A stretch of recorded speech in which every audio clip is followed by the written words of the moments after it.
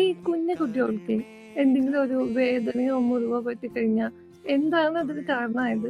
ആ കാര്യം ചെയ്യാൻ വേണ്ടിയിട്ട് പിന്നെ അവർക്കൊരു പേടിയും ഒരു മടിയൊക്കെ കാണിക്കുന്നത് കണ്ടിട്ടില്ലേ?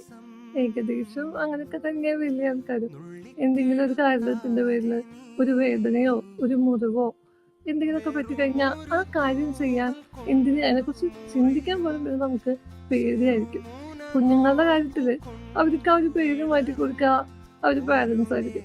എന്നുവെച്ചാ അവരൊരു റീഅഷുറൻസ് അവർക്ക് കൊടുക്കും. ഇനി അങ്ങനെ ഉണ്ടാവില്ല, അന്നത്തെ പോലെ ആവില്ല എന്നൊക്കെ പറഞ്ഞിട്ട്. അതിൽ നിന്നാണ് ആ കുഞ്ഞിനൊരു ധൈര്യം കിട്ടുക. നമ്മുടെ കേസിൽ അങ്ങനെ തന്നെയാണ്. ഇഷ്ടപ്പെട്ടൊരു മനുഷ്യനോ അല്ലെങ്കിൽ ഒരു സ്ഥലോ എന്തിനും നമ്മുടെ ഒരു പെറ്റോ അതൊക്കെ ഏതെങ്കിലും ഒരു രീതിയിൽ നമുക്കും ഒരു റീഅഷുറൻസ് തരും.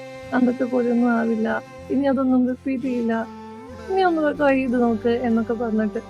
വളരെ റിലേറ്റബിൾ ആയിട്ടൊരു ഉദാഹരണം പറയുകയാണെങ്കിൽ ഈ സ്നേഹം കൊണ്ട് പൊള്ളി പോയിട്ടുള്ള ഒരു മനുഷ്യന് പിന്നെ സ്നേഹത്തിനും തൊട്ട് നോക്കാൻ പേടിയായിരിക്കും, അതിന്റെ അടുത്ത് പോകാൻ പേടിയായിരിക്കും. പിന്നെ അയാൾക്ക് സ്നേഹത്തിനോടുള്ള ഒരു പേടി മാറാം സ്വയമേ സ്നേഹമായിട്ട് മാറിയ ഒരാളെ വന്ന് കെട്ടിപ്പിടിക്കുമ്പോഴായിരിക്കും, അല്ലേ?